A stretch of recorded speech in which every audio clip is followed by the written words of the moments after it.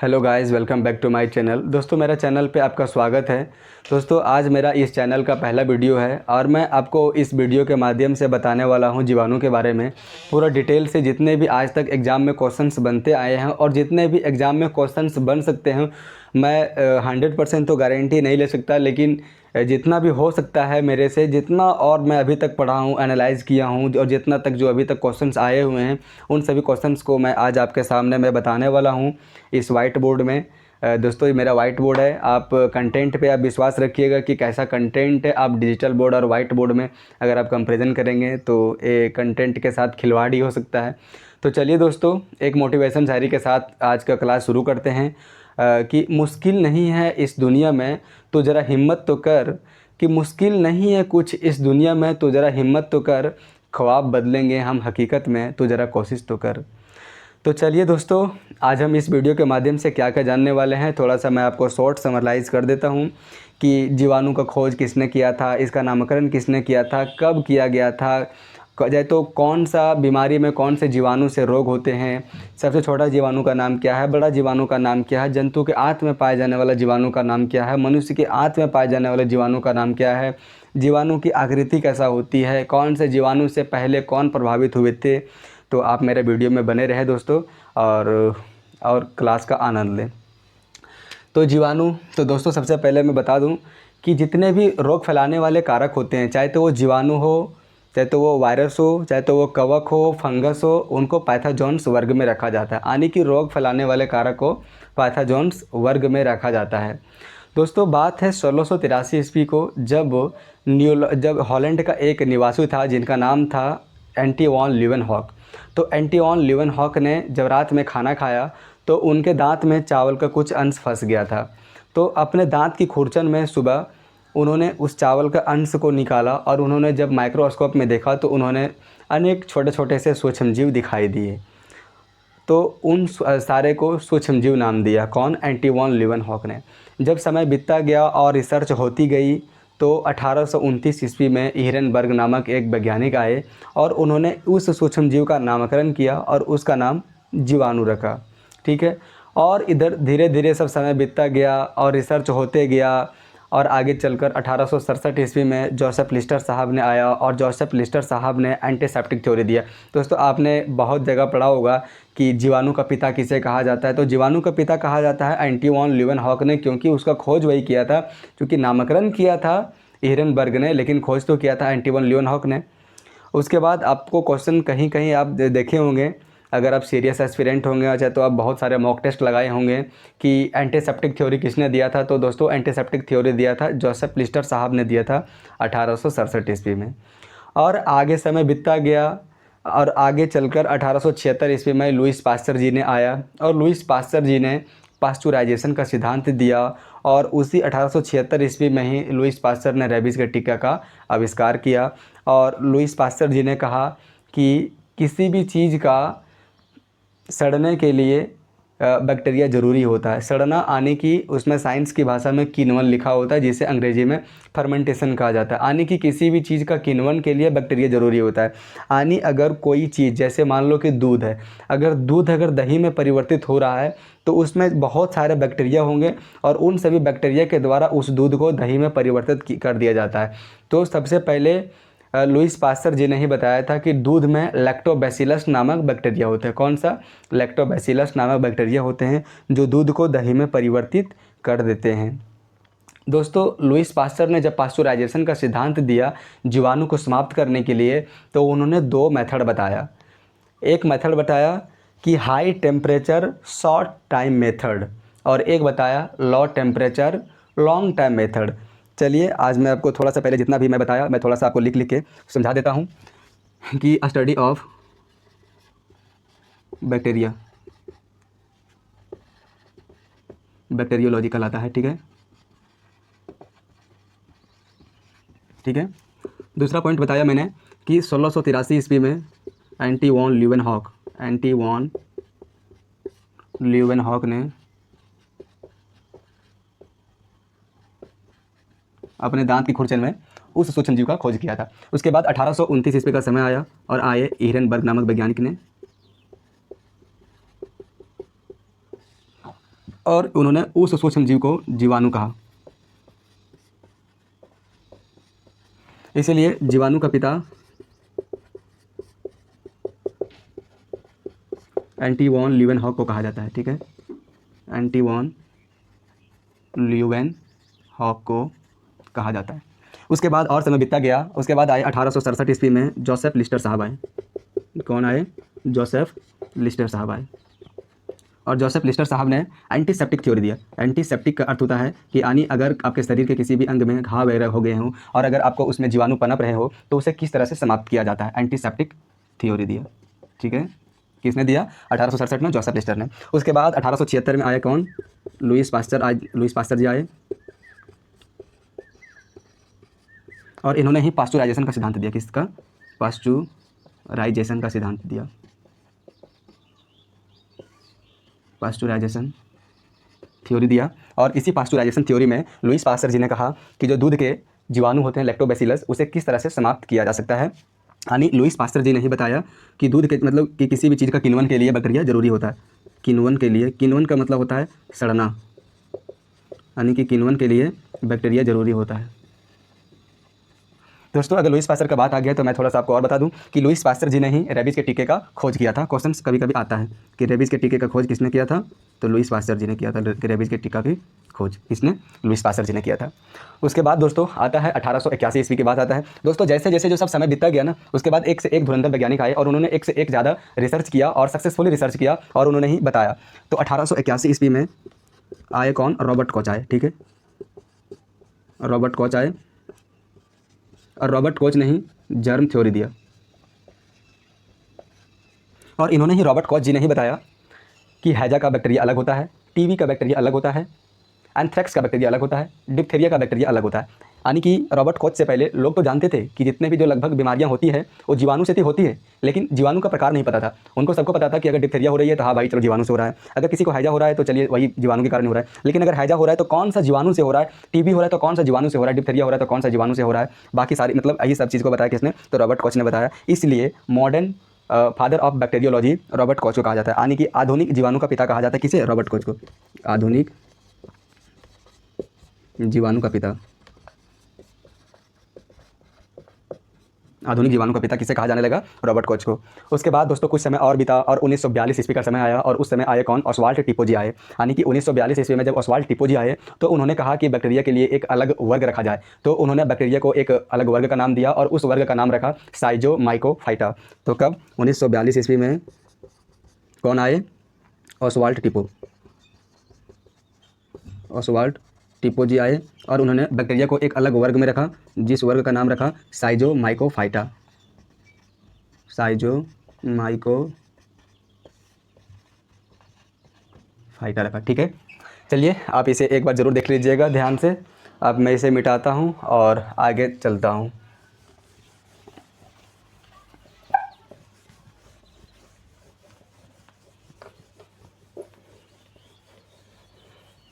चलिए दोस्तों, अब इन सारे बेसिक जानकारी के साथ वीडियो को और थोड़ा सा आगे बढ़ाते हैं। अब हम बात करते हैं कि जीवाणु की आकृति कैसी होती है।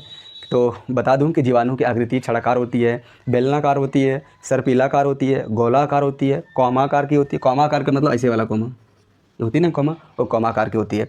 तो कभी कभी क्वेश्चंस आता है कि अगर थोड़ा सा आप इसमें एक ट्रिक रख सकते हैं कि अगर किसी भी जीवाणु के आगे अगर बैसिलस लगा हो, क्या? अगर किसी भी जीवाणु के आगे अगर बैसिलस लगा हो तो उस जीवाणु की आकृति छड़ाकार होगी। छड़ाकार आने की लंबा ऐसे कैसे करके होगी, ठीक है, ऐसे करके होगी। और अगर किसी भी जीवाणु के आगे अगर कोकस लगा हो, क्या? कोकस, तो वो जीवाणु की आकृति लगभग गोलाकार ऐसे करके होगी। ठीक है, तो चलिए थोड़ा सा लिख देता हूँ। अगर किसी भी जीवाणु के अगर आगे बैसिलस लगा हो, बैसिलस लगा हो तो आकृति कैसा होगा? छड़ाकार होगा। और अगर कोकस लगा हो तो आकृति वृत्ताकार नहीं, यानी कि गोलाकार होगा। दोस्तों कोकस, जैसे आपने एक नाम सुना होगा, चाहे तो नहीं भी सुना होगा तब अभी सुन लीजिएगा कि रूमिनोकोकस एल्बस, जो जंतु के आंत में पाया जाता है जीवाणु का नाम है रूमिनोकोकस एल्बस। तो अगर कोकस लगा हो तो गोलाकार होगा और अगर बैसिलस लगा होगा तो छड़ाकार होगा। और जीवाणु की आकृति कैसी होती है? तो छड़ाकार हो गया, गोलाकार हो गया, फिर कौमा आकार का हो गया ऐसे करके। ठीक है, और फिर बेलनाकार हो गया, फिर सर्पिलाकार हो गया।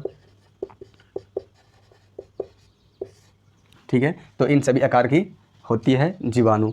चलिए अब इन सारे सभी बातों के बाद मैं बात करता हूँ कि सबसे बड़ी जीवाणु का नाम क्या है, सबसे छोटी जीवाणु का नाम क्या है, जंतु के आंत में कौन सा जीवाणु पाया जाता है, मनुष्य के आंत में कौन सा जीवाणु पाया जाता है। तो वीडियो काफ़ी थोड़ा सा हल्का सा लंबा हो सकता है, लेकिन एक जगह भी मैं बकवासे की बात नहीं करूँगा दोस्तों। तो आप देखिए, सबसे लंबी जीवाणु, सबसे लंबी जीवाणु का नाम क्या है। फिर बात करते हैं सबसे छोटी जीवाणु का नाम, सबसे छोटी जीवाणु कौन है। फिर बात करते हैं सबसे बड़ी जीवाणु, सबसे बड़ी जीवाणु। दोस्तों सबसे लंबी और अगर बड़ी में अंतर किया जाए तो लंबी का मतलब होता है, जैसे दोस्तों ये हो गया लंबी, और अगर सबसे बड़ी में बात कर दिया जाए तो ये अगर ऐसे करके अगर ये है तो बड़ी है, यानी कि उसका डायमीटर से लिया जाता है। ठीक है, जंतु की आंत में कौन सा जीवाणु पाया जाता है, जंतु की आंत की जीवाणु कौन सी है। फिर मनुष्य की आंत की जीवाणु,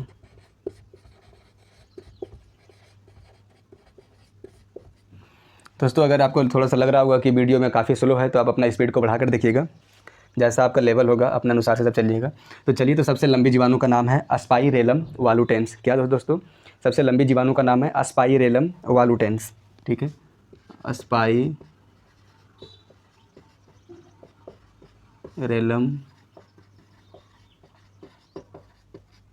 वालुटेंस। ठीक है, और सबसे छोटी जीवाणु का नाम है डाईएलिस्टर न्यूमेसिटॉन्स।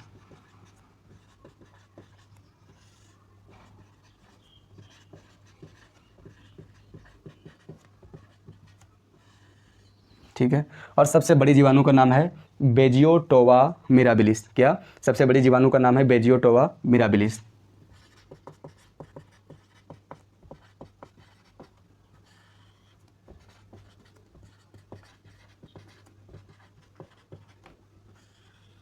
और जंतु की आंत की जीवाणु जो होती है, जंतु का कहने का तात्पर्य है यानी कि मनुष्य को छोड़कर जैसे जितने भी हो गया, गाय हो गया, भैंस हो गया, तो उनके भी आंत में जीवाणु पाया जाता है। उस जीवाणु का नाम है रूमिनोकोकस एल्बस। क्या है, रूमिनोकोकस एल्बस।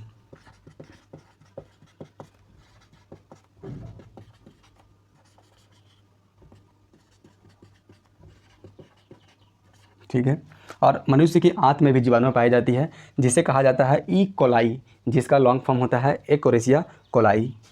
ई कोरेसिया कोलाई।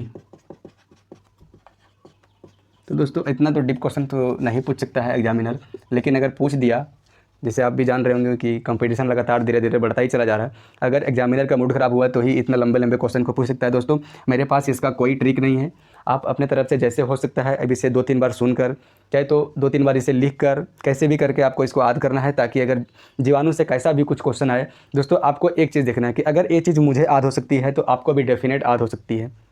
ठीक है, चलिए अब हम इसके बाद बात करते हैं जीवाणु के और अगले बारे में कि जीवाणु कितने प्रकार के होते हैं दोस्तों। तो दोस्तों बता दूं कि जीवाणु 2 प्रकार की होती है, एक होती है ग्राम पॉजिटिव और दूसरी होती है ग्राम नेगेटिव।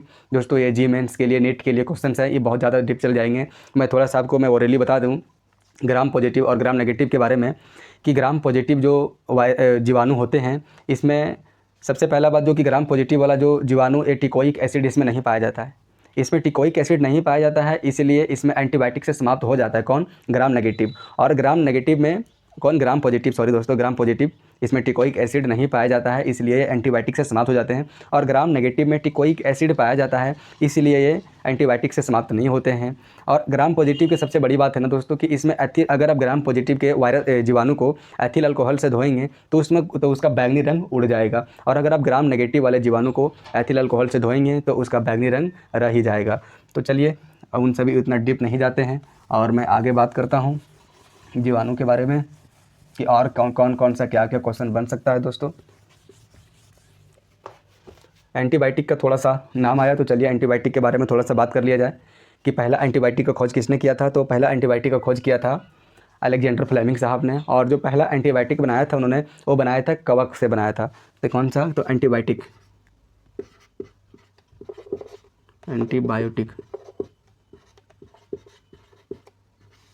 दोस्तों चल नहीं रही है मार्कर बढ़िया से। मैं आपको बता दूं ऐसे ही कि जो एंटीबायोटिक का खोज किया था अलेक्जेंडर फ्लेमिंग साहब ने खोज किया था कब, 28 सितंबर 1928 ईस्वी को खोज किया था। और पहला जो एंटीबायोटिक बनाया था उन्होंने वो कवक से बनाया था। उस कवक का नाम था पेनिसिलियम नोटाटम। क्या था, पेनिसिलियम नोटाटम था। दोस्तों जब मैं जीवाणु का बात करता हूँ तो थोड़ी सी इसमें जो दाल का जो जड़ होता है ना, उसमें भी जो जीवाणु पाए जाते हैं, बैक्टीरिया पाए जाते हैं। तो दाल है वो, कभी कभी क्वेश्चन आता है कि दाल कौन सा कुल का पौधा होता है। तो दाल लेग्यूमिनेसी कुल का पौधा होता है, जिसमें उसमें जो उसके जड़ में बैक्टीरिया पाया जाता है। उसमें दो प्रकार के बैक्टीरिया पाया जाता है, एक एजेटोबैक्टर और दूसरा पाया जाता है, दोस्तों लिख देता हूँ, एक पाया जाता है, दोस्तों मेरा मार्कर ही नहीं चल रहा है, पता नहीं इसका शायद इंक ख़त्म हो गया कि क्या हो गया। तो चलिए थोड़ा अब मैं आपको ओरली ही बताऊं कि दाल के जड़ में दो प्रकार के बैक्टीरिया पाई जाती है, एक है एजेटोबैक्टर और दूसरा है राइजोबियम। दोस्तों दाल प्रोटीन का स्रोत होता है। अगर थोड़ा सा प्रोटीन का बात आया, मैं थोड़ी सी इसको समराइज़ करता हूँ प्रोटीन के बारे में, थोड़ी 4-5 लाइन। मैं उसके बाद प्रोटीन के बारे में एक अलग से मैं वीडियो में को बना दूंगा दोस्तों। कि प्रोटीन, सबसे ज़्यादा प्रोटीन मिलता है सोयाबीन से। कितना मिलता है, 42% मिलता है। जो प्रोटीन होता है वो मूंगफली में, टोटल मूंगफली का 1/4, अगर आप मान के चलिए कि आप 1000 ग्राम मूंगफली खाते हैं तो 1000 ग्राम का 1/4 यानी कि 25% कितना होता है, 250 ग्राम आपको प्रोटीन मिलेगा। चलिए अंडा के जो पीले वाले भाग होते हैं ना, उसमें उस प्रोटीन का नाम है एल्ब्यूमिन। ठीक है, एल्ब्यूमिन, अंडे की प्रोटीन को एल्ब्यूमिन कहा जाता है और अंडे की प्रोटीन उसके पीले वाले भाग में पाया जाता है। अब प्रोटीन की कमी से दो बीमारियां होती है, एक होता है मैरिमस जो बच्चों में होता है और दूसरा होता है क्वाशरकोर। चलिए, मेरा चैप्टर का नाम है जीवाणु, मैं जीवाणु पर में ही मैं टिके रहता हूं और एक बार मैं प्रोटीन का मैं भी वीडियो डिटेल से पूरा बना दूंगा। तो दोस्तों अब बात करते हैं कि जीवाणु से होने वाले रोग। जीवाणु से होने वाले रोग,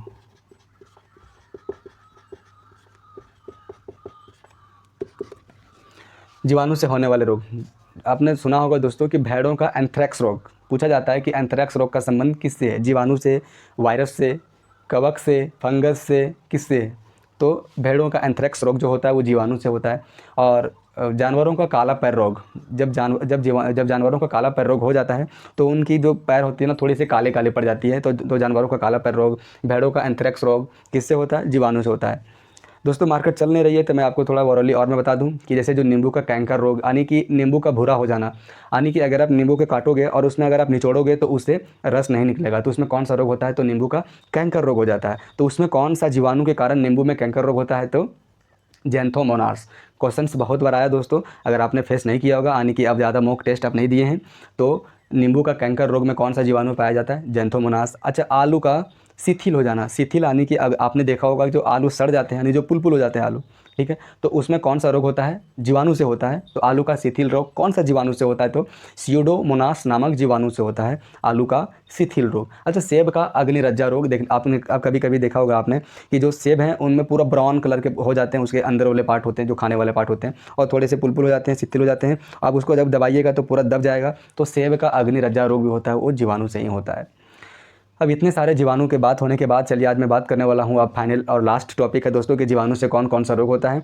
तो आप वीडियो में बने रहें और मोस्ट इंपॉर्टेंट यही है जो जितने आज तक बनते आए हैं दोस्तों, लोग बताते होंगे ना कि जीवाणु से कौन कौन सा रोग होता है। मैं आपको आज बताने वाला भी हूँ कि जितने भी जो लगभग जीवाणु से हुए हैं रोग, और अगर कोई चर्चित व्यक्ति का मौत अगर उस जीवाणु से सबसे पहले हुई हो तो मैं उस व्यक्ति का भी आज उल्लेख करूंगा, वर्णन करूंगा। तो चलिए, जीवाणु से होता है टिटनेस रोग, जिसे लॉक जा तो धनुष टंकाकार बीमारी कहते हैं। यानी कि अगर किसी को भी टिटनेस का रोग हो जाता है तो उनके शरीर में इस तरह से करके कुछ धनुष के आकार का ऐसे करके रोग हो जाता है, इसलिए इसे लॉक जा और धनुष टंकाकार बीमारी भी कहा जाता है। फिर होता है कुष्ठ रोग। ठीक है, अब कुष्ठ रोग का बात आते हैं, मैं आपको बता दूं कि कुष्ठ रोग में सबसे पहले प्रभावित हुई थी मदर टेरेसा, जिससे 1979 ईस्वी में शांति का नोबेल पुरस्कार उनको मिला था। और यूएसए का टेम्पल्टन पुरस्कार भी पाने वाली पहली महिला ही थी मदर टेरेसा। लेकिन अब क्या जानते हैं कि मदर टेरेसा का ओरिजिनल नाम क्या है? कभी कभी क्वेश्चन तो पूछता है कि मदर टेरेसा का वास्तविक नाम क्या है। मदर टेरेसा वैसे तो वास्तविकता में वो तो इंडिया की थी नहीं, वो तो कोई दूसरा देश की थी। तो मदर टेरेसा का वास्तविक नाम है एग्नेस गोकछा बोकाक्ची। क्या है? एग्नेस गोकछा बोकाक्ची। अच्छा, कुष्ठ रोग से अगर किन्हीं को कुष्ठ रोग हो जाएगा तो उनकी जो त्वचा होती है ना, त्वचा में थोड़ी थोड़ी सी वाइट रंग की आपकी त्वचा हो जाएगी, ठीक है। और आपकी जो तंत्रिका तंत्र होती है, जो शरीर के सबसे लंबी कोशिका होती है, वो प्रभावित होगी। यानी कि कुष्ठ रोग से प्रभावित होगी कौन? तंत्रिका तंत्र और आपके जो चर्म है, यानी कि जो त्वचा। सबसे पहले कौन प्रभावित हुई थी? तो मदर टेरेसा, जिनका वास्तविक नाम था एग्नेस गोकछा बोकाक्ची। शांति का नोबेल पाने वाली पहली महिला बन गई कौन? मदर टेरेसा जी। और यूएसए टेम्पल्टन पुरस्कार पाने वाले भी पहली महिला बन गई कौन?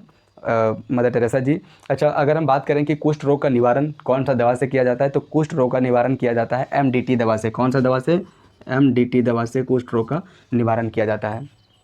फिर उसके बाद बात करते हैं कि और कौन कौन से रोग होते हैं जो जीवाणु से होता है। तो टिटनेस हो गया, जिसे लॉकजा कहा जाता है, तो उसे धनुष टंकाकार बीमारी भी कहा जाता है। फिर उसके बाद हो गया कौन सा? जो कि कुष्ठ रोग, जिससे सबसे पहले प्रभावित हुई थी मदर टेरेसा। फिर उसके बाद बात करते हैं सिफिलिस, जो एक गुप्त बीमारी है, वो भी जीवाणु से ही होती है। फिर होती है डिप्थेरिया। डिप्थेरिया से गला प्रभावित होती है दोस्तों। तो क्या क्या हमने बात किया? डिप्थेरिया हो गया, टिटनेस हो गया, कुष्ठ रोग हो गया, फिर उसके बाद सिफिलिस हो गया। फिर हैजा, हैजा भी किससे होता है? जीवाणु से होता है। फिर मेनिनजाइटिस। मेनिनजाइटिस दोस्तों हमारे ब्रेन में होने वाला एक बीमारी का नाम है, जिससे सबसे पहले राजा राम मोहन राय की मृत्यु मेनिनजाइटिस के कारण ही हुआ था। उनको मेनिनजाइटिस नामक बीमारी हो गया था, यानी कि ब्रेन में उसकी जो क्रेनियम की खोल में सूजन हो गया था। तो मेनिनजाइटिस भी हो गया दोस्तों।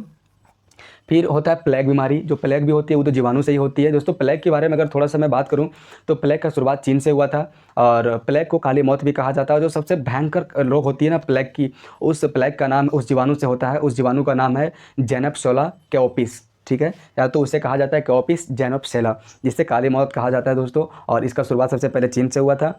और उसके बाद और कौन कौन सी बीमारी होता है? ये एक होता है दोस्तों बोट्यूलिज्म।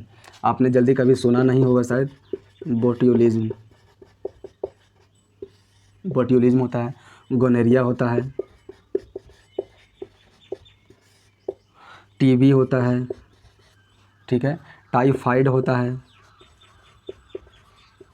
टाइफाइड को मियादी बुखार कहा जाता है। क्या? मियादी बुखार कहा जाता है, ठीक है। हैजा होता है,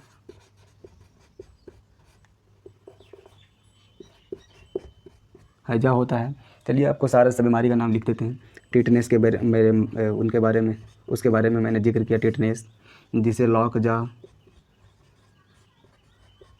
या धनुष टंकाकार बीमारी कहा जाता है। धनुष टंकाकार बीमारी कहा जाता है, ठीक है। फिर मैंने बात किया दोस्तों प्लेग के बारे में, जिसे काली मौत कहा जाता है। फिर मैंने बात किया डिप्थेरिया के बारे में,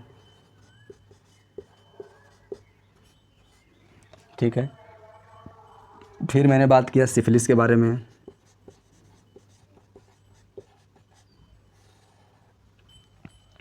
फिर मैंने बात किया कुष्ठ रोग के बारे में।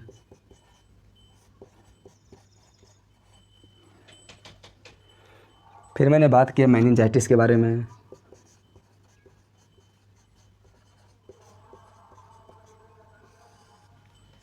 तो दोस्तों और भी जितने जो सब बीमारी छूट गया होगा, मैं आपको थोड़ा सा और शायद मैं बताया। तो आज की क्लास यहीं तक रखते हैं। अब मुझ में अभी और कहाँ सुधार करनी है आप कमेंट ज़रूर कीजिएगा। आपकी कमेंट हमारे लिए बहुत महत्वपूर्ण होगी, ताकि मुझ में कहाँ दोष है और मुझे और क्या सुधार करनी चाहिए, मैं उस पर मैं काम करूँगा। बाकी जय हिंद।